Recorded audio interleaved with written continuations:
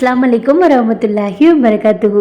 ஏன் சண்டை வருது, எதுக்கு சண்டை வருதுன்னே தெரியலங்க. ஆனால் எப்படி இருந்தாலும் ஒரு நாளைக்கு ஒரு டைமாவது சண்டை வந்துடும். இன்றைக்கி கொஞ்சம் எக்ஸ்ட்ரீமாக வந்துருச்சு. காலையில் எனக்கு வேலைக்கு விட்டுட்டு வந்ததுலேருந்து அவங்க எனக்கு கால் பண்ணவே இல்லை. நானும் பேசலை. நம்ம மட்டும் என்ன சும்மாவான்னு சொல்லிட்டு நான் பேசலை. ஆனால் கரெக்டாக எனக்கு வேலை முடியும்ல, அதுக்கு ஒரு 1/2 அன் ஹவர் முன்னாடியே வந்து வெயிட் பண்ணிக்கிட்டு இருந்தாங்க. நம்ம கொஞ்சம் பில்டப் பண்ணுவோம்ல, எதுக்கு வந்தீங்க, எனக்கு வர தெரியும், எனக்கு ஆட்டோவில் போக தெரியும், பஸ்ஸில் போக தெரியும், அப்படி இப்படின்னு சும்மா அளந்து விட்டுட்டு இருந்தேன்.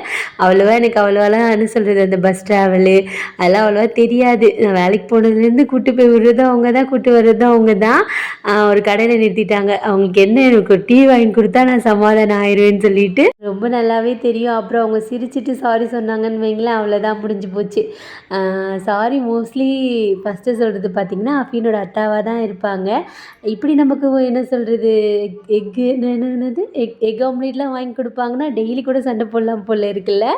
ஆனால் எப்போயாவது ஒன் டைம் தான் இந்த மாதிரிலாம் காம்ப்ரமைஸ் பண்ணுவாங்க. ஏன்னா கொஞ்சம் எக்ஸ்ட்ரீமாக போனதுனால.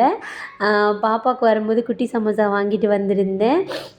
மேடம் வந்துட்டு பார்த்தோன்னே கொஞ்சம் சர்ப்ரைஸாக ஃபீல் ஆவாங்கள்ல, அந்த மாதிரி. அது என்னமோ அம்மாவாக இருந்தாலும் சரி, அத்தாவாக இருந்தாலும் சரி, கையில் ஏதாவது வாங்கிட்டு வரும்போது பிள்ளைங்க முகத்தில் கொஞ்சம் சந்தோஷம் வரும்ல, அந்த மாதிரி தான். இந்த கட்டில் யாருக்கெல்லாம் ஞாபகம் இருக்குது சொல்லுங்கள். நம்ம பழைய வீட்டில் போட்டிருந்தோம்ல, அதுதான் அம்மா வீட்டில் அப்படியே செட் பண்ணியாச்சு. குட்டி சமோசா எனக்குமே ரொம்ப ஃபேவரட். இன்றைக்கி சண்டை பார்த்திங்கன்னா எப்பயும் போல் அப்படின்னா சாரி சொல்லி சூப்பராக சிறப்பாக முடிச்சு வச்சுட்டாங்க. எப்பயுமே அவங்க தான் சாரி சொல்லுவாங்க, அவங்க தான் நிறைய நன்மையை சேர்த்துக்கிறாங்க. நானும் கொஞ்சம் சாரி சொல்ல பழகணும்னு நினைக்கிறேன்.